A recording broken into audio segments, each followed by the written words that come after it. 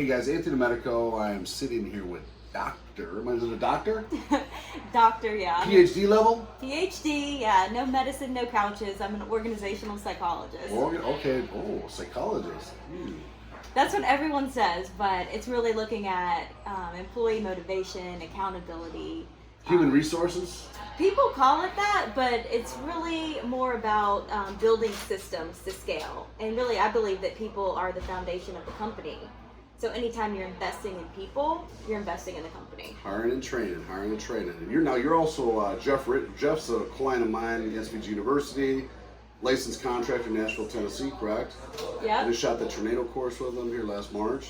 Yeah. So she's the daughter of an entrepreneur in the roofing industry, so you know a little bit about the industry, obviously. Yeah, so I got into the industry, so my dad's company was really at like a stagnant point, and he needed systems to grow. And so I left corporate and went and helped my dad, and he went from 3 to 7 million in a matter of 2 years. And so just seeing the difference that I can make taking this Fortune 100 approach to contractors. Mm-hmm. It's so rewarding. Well, our industry is inundated by mom and pops, as you guys all know. Typically, the blue collar millionaire, the blue collar. A lot of guys that grew up in the trades. Mm-hmm. They didn't all come out of MBA programs or doctorate programs or PhDs. Great group of entrepreneurs, hard chargers. Human resources is often our weakness. It needs to be one. Organizational structure. Some of them are good at it, some of them are not. But there's always there's certainly an element of psychology and human resources that is much needed in the industry. I'm weak as heck in human resources. We're skill. Yeah. I'm the first one to admit we're skill. You know, we're talking about skill and stuff like that. Human resources is important. I understand hiring and training, but I'm a little more militant. Yeah. Like, don't let the door hit you on the way out. I know, but when you want to change behavior, it's easier to incentivize than to punish. Ooh. So putting structures in place. Positive reinforcement versus negative reinforcement. Yeah. You have to have a combination of both to make it work, though. It's like people first, profit guaranteed, rather than profit first, people are dispendable. So it's got to be, when you invest... Do you think the human is more motivated by pain or pleasure? I think a human is motivated when they're acting in accordance to their values. Okay. So my experience with, maybe it's the industry itself, that humans, we deal with a lot of men on the human side in our industry. Not to say we don't deal with women as well, but that when I used to do a lot of like Rolex watch deals, the annual trip to Cabo, hit $500,000, go here.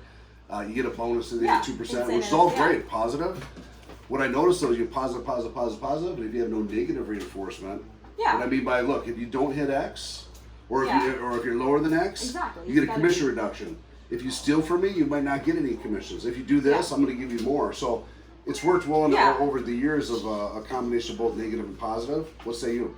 Yeah, so I think it's definitely both. So one, when you're creating a company, there needs to be performance management in place. SOPs for every position. We need standards of excellence. So when they get on day one, this is what they need to do. So there's no question going down the road. If you don't meet the expectations, there needs to be a performance management plan. But I think, and I have been in school for 10 years, being a doctor and in corporate. Is that how long it takes now? Yes, it does. You must put your dad. You must put daddy in debt. I had to pay for myself. Pay for that PhD. Listen. Okay, so what I think. The industry. Is that when you are looking for long-term value and you want your employees to stay and give their best, it's easier to motivate them than to punish them. That's when we're looking for long-term change. Yeah. And everyone in the industry is like, oh, it's turnover after turnover. It doesn't have to be that way. Yeah, unfortunately in our industry, you're totally right. The tendency for the humans to migrate, especially on the 1099s, prevalent in the industry, meaning sometimes grass is greener on the other side. So sometimes no matter what you do in your culture for motivation, sales contests, promotions, all that, sometimes those humans will still migrate no matter what. Yeah, and I think that goes back to the hiring process. So you really need to have like a standard interview that you can score and see how well they're going to fit with your company. You can predict this. This is what I did at Publix Supermarket, which is one of the best companies in the country. We predict who's going to stay using science, using metrics, like structured interviews, scoring. So it's really, everything needs to be in alignment, from motivation to accountability to strategy. So how do one of these, by the way, much needed in the industry, I agree. So how do these guys get a hold of you in the future? And how are you going to interface with them? Yeah. So I know you're coming to the Win the Storm conference. Yeah, I'll be at Win the Storm. Are you doing a breakout session? I'm doing. Yes, Okay. I am on team accountability. That's a start. Yeah.